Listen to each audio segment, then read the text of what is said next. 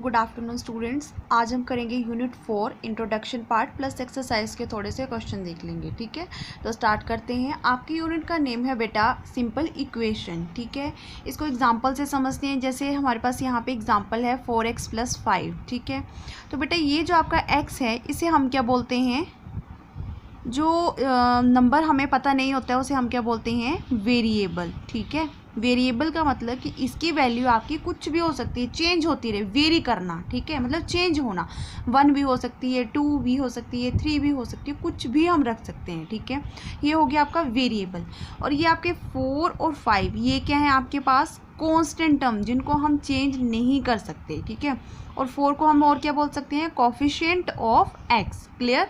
अब देखो बेटा यहाँ पे हम बात कर रहे थे इक्वेशन की, तो ये 4x + 5 बेटा ये आपका क्या है, एक्सप्रेशन है, ये आपकी इक्वेशन नहीं है।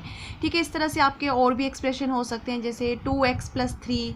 ठीक है, इस तरीके से हम 2x - 3 बहुत सारी एग्जांपल ले सकते हैं। ठीक है, अब ये आपकी इक्वेशन कब बनेगी, जब हम इसको इसमें क्या लगा देंगे, इक्वल टू का साइन लगा के, यहाँ पे आपके पास कोई ना कोई नंबर होगा इस तरह से। ठीक है, जब आपके पास यहाँ पे, अब ये क्या है आपका इक्वल टू।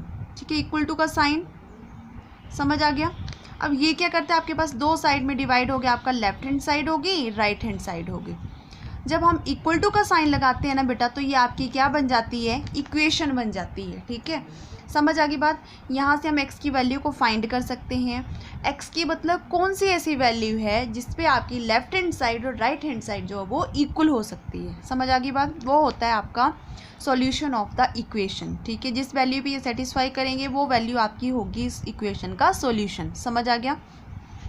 तो आपने सिर्फ इतना याद रखने की एक्सप्रेशन कब होगा, जब आपके पास इक्वल टू का साइन नहीं होगा। ठीक है, और इक्वेशन कब बनेगी, जब आपके पास यहाँ पे इक्वल टू का साइन लग जाएगा। बस इतनी सिंपल सी बात है। ठीक है, तो स्टार्ट करते हैं एक्सरसाइज 4.1 का question number 1। Complete the last column of the table. अब यहाँ पे आपको बेटा इक्वेशन दे रखी है, एक्स की वैल्यू दे रखी है। अब आपने यहाँ पे बताना है कि से whether the equation is satisfied. अगर सेटिस्फाई होगी तो यस लिखना है, अगर नहीं होगी तो नो लिखना है। अब इसका क्या मतलब है, सेटिस्फाइड का मतलब होता है बेटा कि जो भी आपके पास एक्स की वैल्यू होगी, जब आप उसको गिवन इक्वेशन में रखोगे और फिर उसके बाद आपने चेक करना है कि क्या लेफ्ट हैंड साइड जो राइट हैंड साइड के इक्वल आ रही है या नहीं आ रही है। अगर वो दोनों इक्वल होती हैं, इट मीन्स दैट की इक्वेशन आपकी सेटिस्फाई है, तो आप यस लिखोगे। और अगर वो नहीं होती हैं तो इट मीन्स दैट आपकी इक्वेशन सेटिस्फाई नहीं है। समझ आ गई बात। और आपने फिर क्या लिखना है, नो।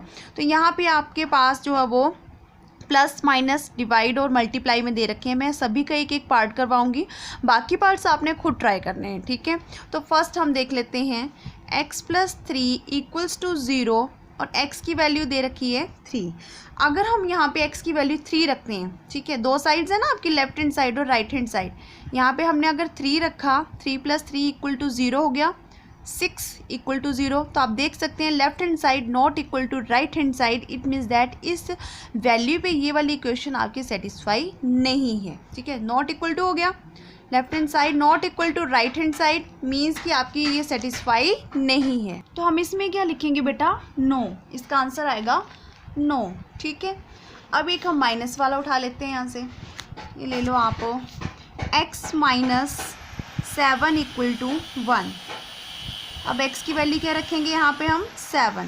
ठीक है, तो 7 - 7 = 1, तो 0 = 1। ये भी नहीं हुआ तो ये क्या हो गया आपके पास, left hand side not equal to right hand side, तो ये बन गया आपके पास मतलब कि ये भी सेटिस्फाई नहीं है।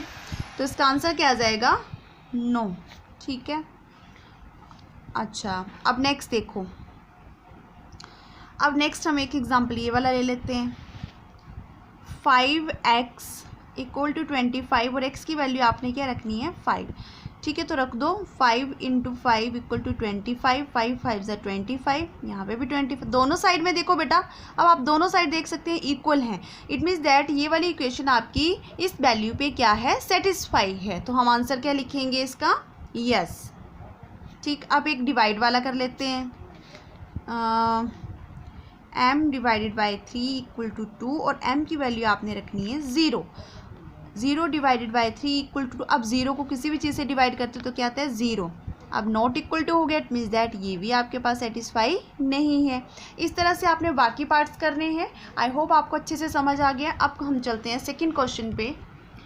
Check whether the value given in the brackets is a solution to the given equation. बेटा आपने इस वैल्यू पे चेक करना है कि जो भी आपके पास क्वेश्चन है ना, उसके सभी पार्ट्स में आपको अलग अलग वैल्यूज़ दे रखी हैं वेरिएबल की, ठीक है। तो आपने सभी के ऊपर चेक करना है और बताना है कि लेफ्ट हैंड साइड राइट के इक्वल हो रही है कि नहीं हो रही है, ठीक है। अगर वो होती है, इट मीन्स दैट कि वो आपका सॉल्यूशन है, ठीक है। मतलब गिवन जो आप वैल्यू रख रहे हैं, जैसे यहाँ पे n इक्वल टू 1 पे अगर ये दोनों साइड्स इक्वल हो जाती हैं, इट मीन्स दैट ये आपका क्या है, इस इक्वेशन का सॉल्यूशन है। और अगर ऐसा नहीं होता है तो वो आपका इक्वेशन का सॉल्यूशन नहीं होगा। तो फर्स्ट हम देखते हैं, यहाँ पे मैं 2 ही पार्ट्स करवाऊंगी आपको, बाकी आपने खुद करने हैं, ठीक है। n+5 इक्वल टू 19, n की वैल्यू अगर हम 1 रखते हैं, लेफ्ट हैंड साइड क्या है हमारे पास, n लेफ्ट हैंड साइड है n+5, ठीक है। अब रखो वैल्यू 1, तो 1+5 कितना हो गया, 6। अब लेफ्ट हैंड साइड 6 आ रही है और राइट हैंड साइड क्या है, 19। तो ये क्या हुआ आपके पास, नॉट इक्वल हुआ, ठीक है।